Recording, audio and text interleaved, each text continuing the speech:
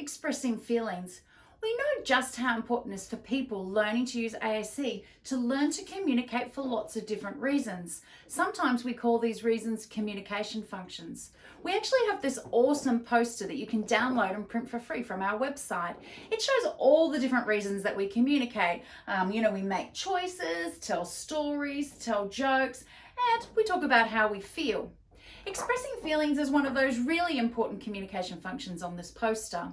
I often use this poster to sit with families or teachers, depending where I am, to think about what the child might need to work on.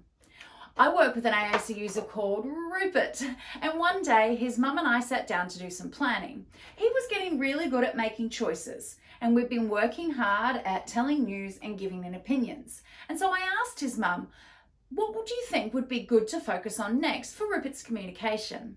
Mum said that she would love Rupert to have a way to tell her how he feels.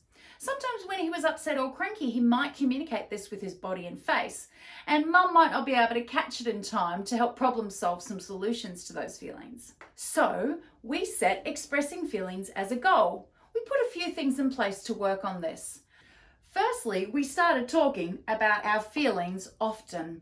We regularly told Rupert how we felt, to which he often and usually rolled his eyes hard. I'm not sure he cared about how we felt, but we did it anyway. Secondly, we took lots of time looking at people's faces in books and in videos and talking about how we thought they felt. We would say things like, "Oh, she has tears coming out of her eyes. She must feel really sad." I'm not sure he loved it when his mum paused the movie to show the face of the person and talk about how they felt. But we did it anyway. And lastly, and probably most importantly, we attributed meaning. We became careful observers of Rupert's body and his face and his behaviours. We acknowledged how we thought he might feel, and we showed these feelings on his AAC. So we said things like, "Oh, you're rocking your body and smiling. I think this music makes you feel happy. And, "Oh dear, you're banging on the table. I think you are Cranky. I think you're feeling cranky." If we could problem solve, we would. Like, "Oh, I see you're cranky. Oh no, your iPad went flat. Let me help you. Let's go and Charge the iPad." Let's go charge the iPad." Expressing feelings with AAC didn't come naturally to Rupert, but we continued modelling and attributing meaning. It took a while. It might have even been 6 months before Rupert did it on its own. And then it happened. One day Rupert had a medical appointment on the Wednesday, so he got up Thursday thinking it was the weekend.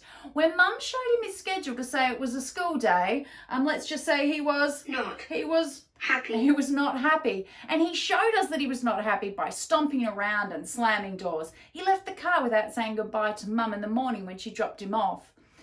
And then he walked into his classroom, he pulled out his AAC, put it on his desk, and he tapped, "Cranky. I'm cranky. And of course, we kind of all cheered. He was so confused as to why we were all so happy. Anyway, it took some time, but it was worth it. Rupert can express his feelings and tell people how he feels. This is just such an important communication function.